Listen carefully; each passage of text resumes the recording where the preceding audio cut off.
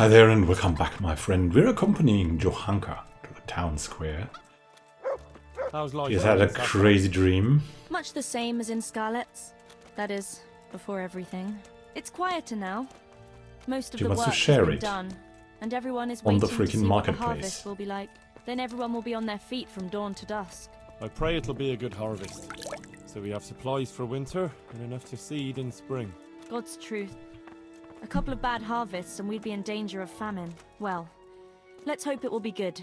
Every grain counts, especially now, with all sorts of bandits roaming the country, and a great army, too. I hope Sir Radzig and Sir Hanush get it all sorted out before the harvest. If those marauders carry on, they'll plunder the whole province.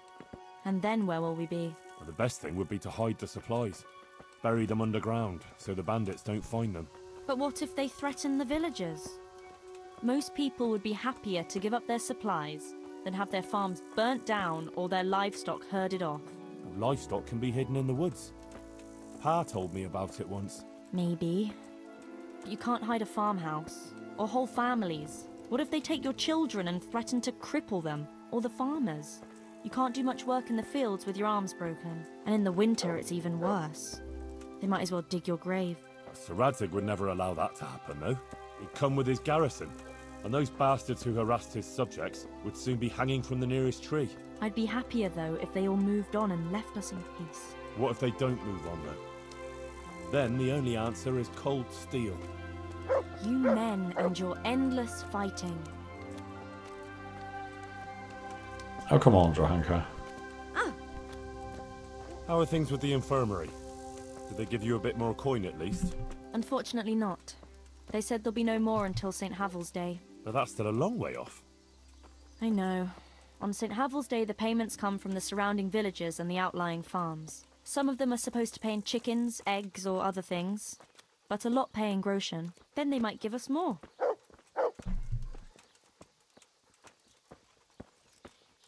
Yeah, more when everything is plundered. Very Since we're going to unlikely. the market square, I could buy some meat at the butcher's. You buy that often? I thought you said you had to save every groschen you can. That's true, but you wouldn't believe the things those monks think up. How's that? You know they're forbidden to eat red meat. It's a sin. Saint Benedict forbade it. I didn't know that. Neither did I until recently. But that's not all. The thing is, they have an exception to the rule. They can eat red meat if they're sick, so they recover faster. Then, it's not a sin. So some of them are always coming along with all sorts of ailments. So they can lie around in the infirmary and eat meat. Of course, the monks have precedence, so I have to go to the butcher's. And then, there's not enough money for other things. Well, well, you learn something new every day. I've even heard tell that there was a monk who tried to keep pigs in a pond at one time. Why on earth would he do that? To prove they're water creatures. The monks are allowed to eat water creatures, you see. Not only fish, but even beavers and the like. That's good. I'd never come up with something like that. And how did it end up? I don't know. Maybe they drowned. That's good, though. I must remember that one.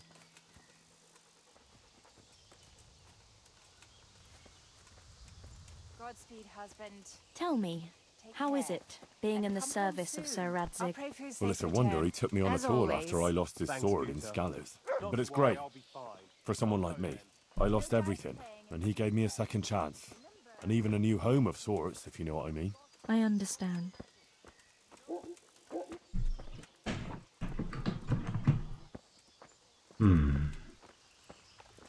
I'm glad you found your feet with Sir Radzig. That you found your place in the world again, and that... Yeah. Don't worry. You'll surely find your place too, eventually. I hope so. Seems like she's already found it, but not paying her well enough, so maybe it's not true.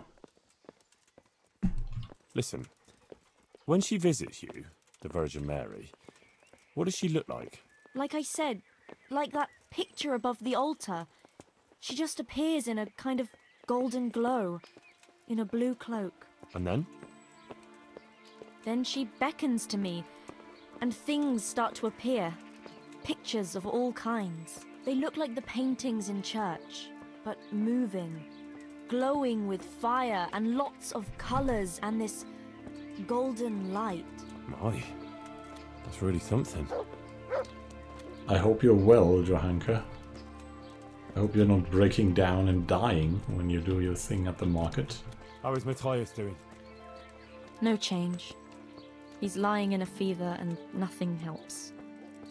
I'm really afraid for him. He'll get better, don't you worry. He's a tough little bugger. No fever is going to beat him. I hope you're right. Actually, it does look like his fever is dropping a bit, but maybe that's just wishful thinking.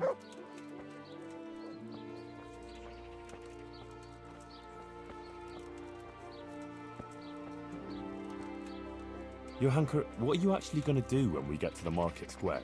Actually, I haven't thought about it much. I have to pass on the message from Our Lady to the people. So I'll stand somewhere and tell them what I saw in my dream. Like the itinerant preachers who are always wandering around the land. I see. And have you ever done anything like that? No, I haven't. But it can't be all that hard, can it? I couldn't say. But I'm sure you can do it. Our Lady will guide me. Hmm. Oi! Wait! Wait! What is that guy doing?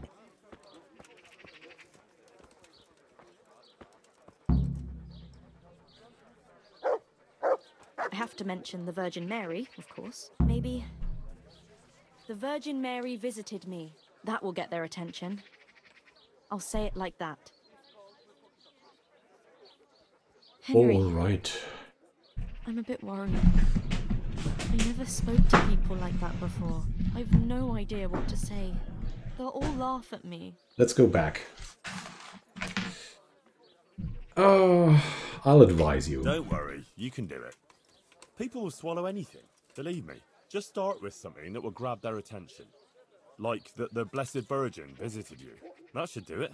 And once you've got their ears, give them the important part. Nothing could be easier. Maybe for you. Why don't you do it instead, if it's that easy? I would. Only the Virgin Mary didn't choose me. Remember? Now don't worry about it. People always want to hear something sensational. They'll be hanging on your every word, and I'll be there with you. All right. Thanks, Henry. Nothing could be easier. Yeah. All right. Here goes. Good luck, then. Here goes. I'm a little nervous. Let's see what she says. The Virgin Mary. The Virgin Mary came to me in a dream. And she showed me things. Things I've never seen before. A great city. A great and beautiful city it was. Great and beautiful. With many, many spires. Tall spires. Golden in the sunlight. And around the city was a mighty wall. All this she showed to me. Gutenberg? At all? But then the city was suddenly engulfed in flames. The earth began to shake and the gate burst open. Holes opened up in the ground and from them beasts of hell leapt forth. They broke down the walls and stormed the city through the broken gate. And the beasts hunted down all the sinners. They sank their fangs into their burning flesh and tore them to pieces mercilessly. And the sinners screamed and tried to flee them. But it was in vain. But then Our Lady appeared. Mary, the Holy Mother of God. She covered the whole city in her cloak, smothered the flames, and drove out the beasts. the penitent sinners came out of the city, knelt before the Virgin in prayer, and thanked her for their salvation. That is the vision that came to me. And I believe this message was not meant for me alone. It was a warning to us all. We are those sinners, and we must once again build those mighty walls. Not from stone or wood, but from virtue and love for our neighbor. And whoever has sinned and acted unrighteously must repent and change their ways.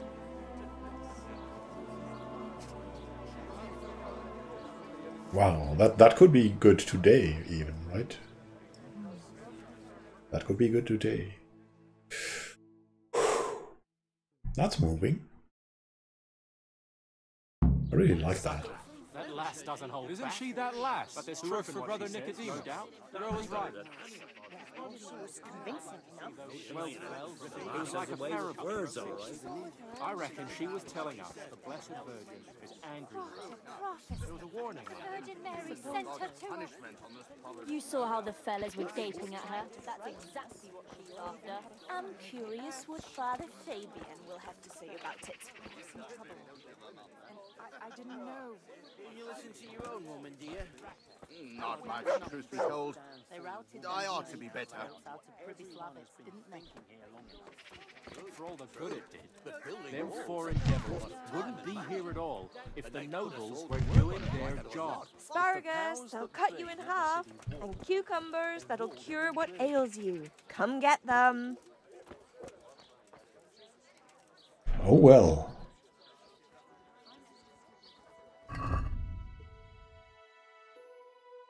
Madonna of Sasau.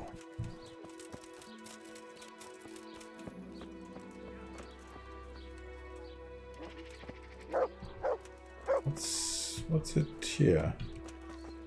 I want him to stop, but he won't listen to me. I'm at a loss what to do. I thought maybe if you were to go and have a word with him. Oh, all right. I'll come and see you when I have some time to spare. Thank you. Thank you kindly.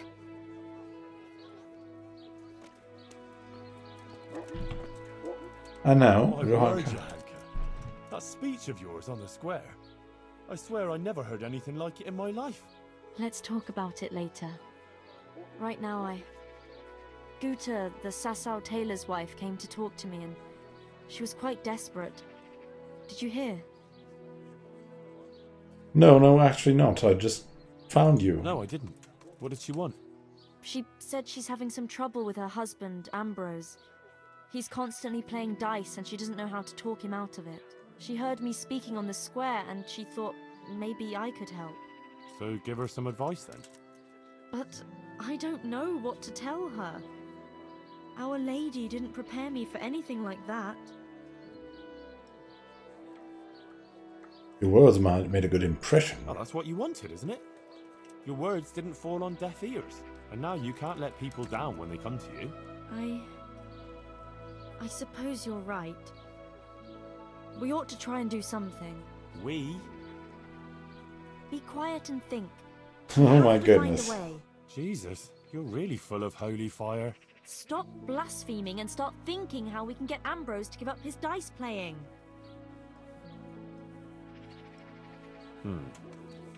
Supposing Ambrose were to lose enough to make him regret it. If he were to lose something really important. Mal was used to scold me by saying, one day you'll go too far and then you'll be sorry. That's it, Henry. Ambrose has to realize for himself how he's harming others, and most of all his wife and himself. Thank you. Glad to be of help. But I can't go anywhere. Never mind playing dice in taverns. I've too much work to do. But you could. Okay. Playing dice. I'll Nice. see what I can do. Thank you, Henry. Go and see the tailor's wife and sort it out with her.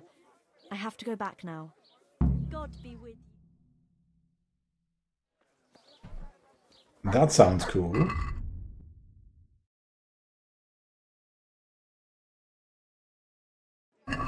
So, the tailor's wife. Solving a problem by playing dice is just what we want. And we also know the tailor. And we also want to visit the tailor. I mean, wasn't that rich tailor here? Maybe we can sell him some. So we have so much with us. Hey, they're my own. May the Lord watch over you, Henry. Where's your husband? We want to sell him something. All right, we'll talk to you. God preserve you. Good night. Can I do something for you? Johanka sent me. She asked me to help you with your trouble. She did? That's wonderful. But she said she'd come herself. Well, she's up to her ears in work. And besides, we figured your husband wouldn't pay much attention to a woman, since he doesn't even listen to you. I'm afraid that's true. What now, though? Well, Johanka thought it would help if Ambrose saw how playing dice was no good either for himself or for you. Ha! I've been telling him off about it for years to no avail. I even took his dice several times. But he always gets new ones. You won't get anywhere telling him off. Ambrose has to realise it for himself. If he lost everything he has to me, that would teach him a lesson. And then I'd talk to him man to man. Oh, God, no.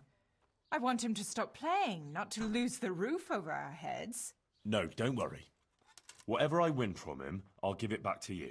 But first, he really has to believe he's lost everything.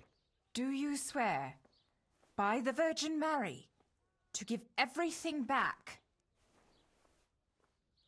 I swear.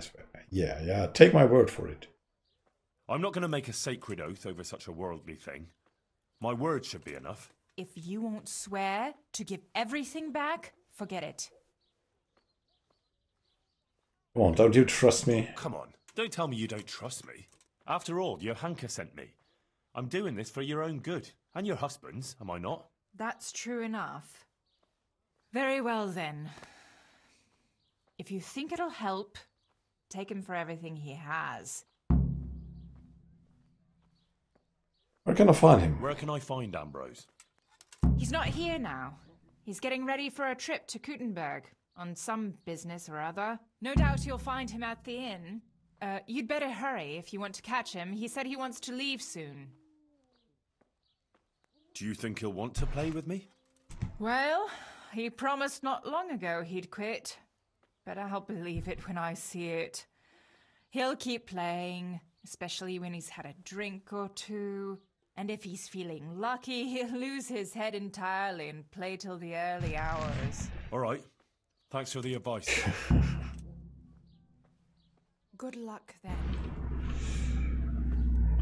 All right. That sounds fine.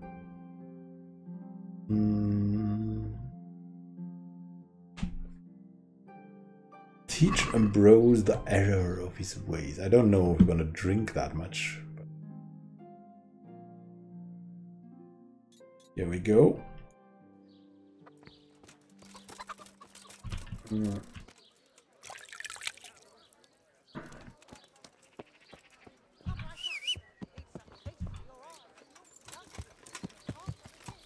Yeah. Over to the tavern. Yeah. Yeah. Ah, goodness. Got to ride a little bit more sensible. Yeah. Yeah, like that. Yeah.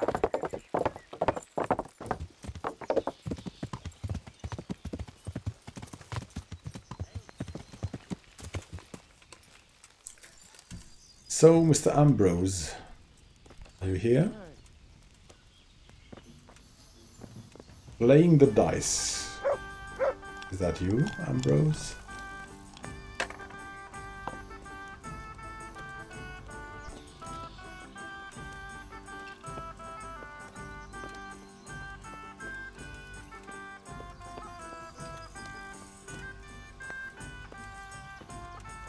That's the innkeeper.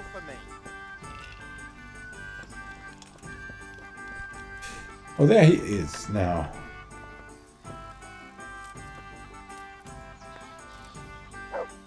Good Ambrose. Well, well, Goodman Ambrose. Yes? Is there something I could do for you? I heard you were about to leave for Kuttenberg. Aye. Sir Sebastian von Berg ordered new clothes and he won't settle for anything but the best. I have to go and buy some fine linen, brocade and other things. I'm taking 600 groschen to pay for it all. I'll make him the finest garments ever. Ah, I see. Well, Sir Sebastian's a man who doesn't like to be disappointed. True indeed. I'll be on my way just as soon as the horse is shod and the wagon hitched up. Coming. And God now. grant you health. How may I help you? Let's have a drink together to pass the time while you're waiting, eh? On me. That's kind of you, lad. God be with you. As everyone calling us lad. Good health. May it serve you. You look like a fellow who's been around. Tell me, what's going on in the countryside? Are the roads safe?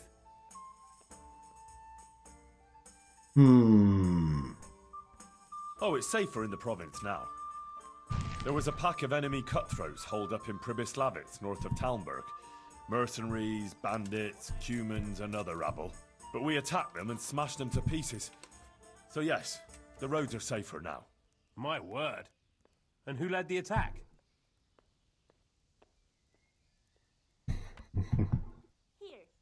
Sir Radzig Kobyla, the royal hetman. Let's drink to Sir Radzig. Yes, to the bold Sir Radzig Kobyla. And to Captain Robard. And Captain Robard of Talmberg was there too, fighting bravely. We must drink to him too. To the brave Captain Robard. Indeed.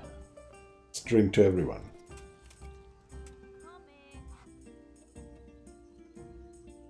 Well, there was a band of brigands on the rampage in the province. They attacked the stud farm at Neuhof, killed old Smill, the owner, and torched the stables. So it's true then. I heard some talk about it, but I thought it was exaggerated. Maybe I should take an escort with me. Oh, it was a dreadful sight. A dreadful sight it was. Hellish. Let's drink to the memory of poor Smill. May he rest in peace.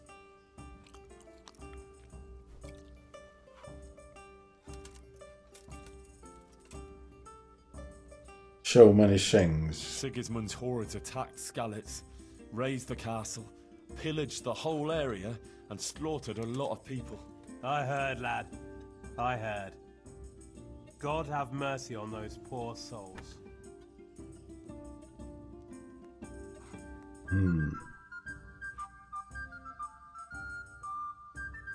I lost my family that day. They killed my mother and father. Let's drink to their memory then.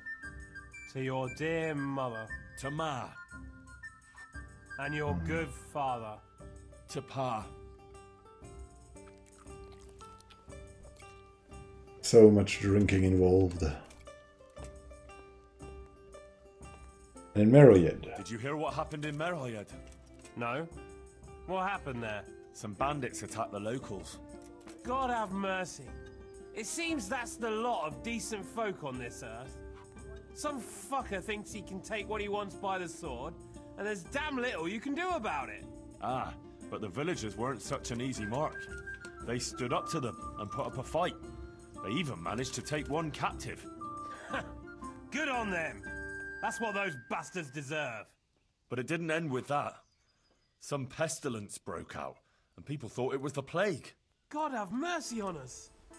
It turned out it wasn't the plague, though. Those murdering bastards poisoned the wells there. The low-down whoresons. They ought to hang. The lot of them. Oh yeah, let's drink to the magnificent Meroyed folk. Let's drink to those brave souls in Meroyed. They stood up to a pack of cutthroats and captured one. Glory to them! Not even the pestilence could break them. With the help of Brother Nicodemus, they recovered. Glory to your brother Nicodemus too. Aye, and may trouble pass them by now, and leave them to enjoy the peace they deserve. Aye, peace to all people with good souls.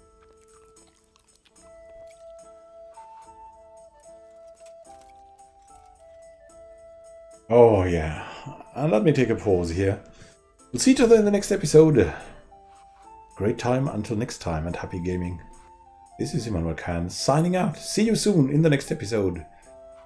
We're gonna go talk dicing out of Ambrose. Gaming to you, and see you then.